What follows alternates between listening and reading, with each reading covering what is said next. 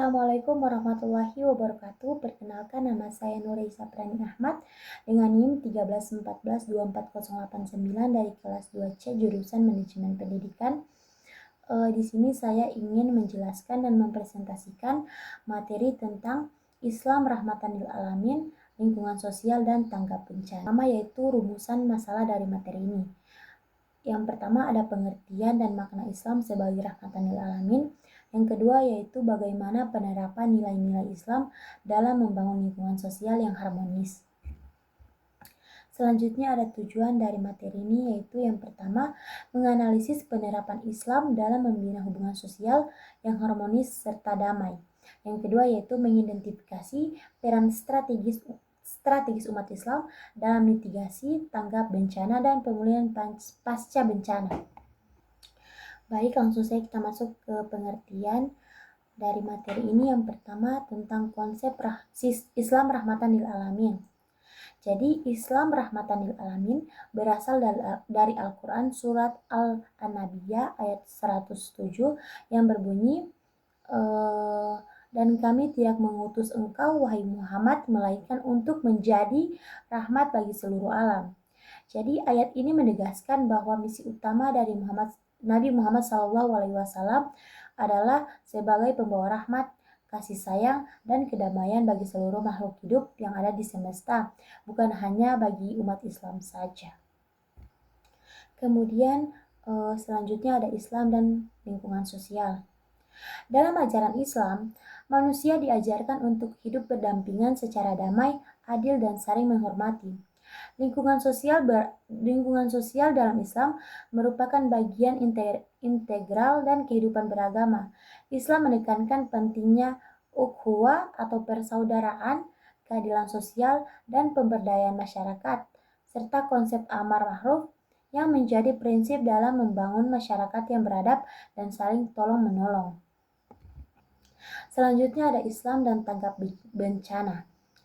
Islam sangat menganjurkan kesiapsiagaan dan kepedulian terhadap musibah bencana yang menimpa sesama.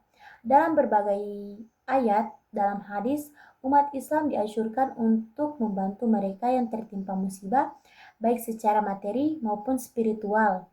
Al-Quran menjelaskan bahwa setiap musibah adalah ujian dari Allah Subhanahu wa Ta'ala yang menjadi sarana untuk meningkatkan keimanan kita dan solidaritas antar manusia. Contoh konkret peran Islam dalam tanggap bencana adalah kehadiran sebagai lembaga kemanusiaan Islam seperti Muhammadiyah di Stater, Manajemen Kenter, Kompet Dufa, dan Lazizu yang aktif dalam penanganan bencana alam baik dalam tahap evakuasi, penyediaan logistik, serta rehabilitas pasca bencana. Kemudian di sini ada menjaga alam sebagai pencegahan.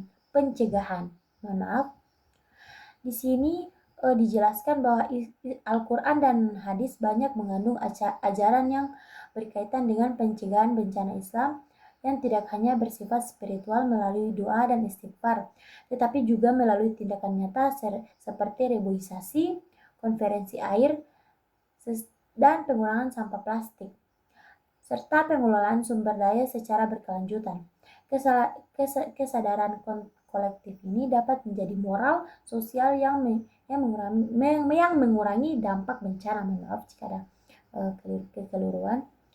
Dan lingkungan ini juga penting menjaga kelestarian alam. Islam memandang alam sebagai amanah yang harus dijaga dan dimanfaatkan dengan bijaksana.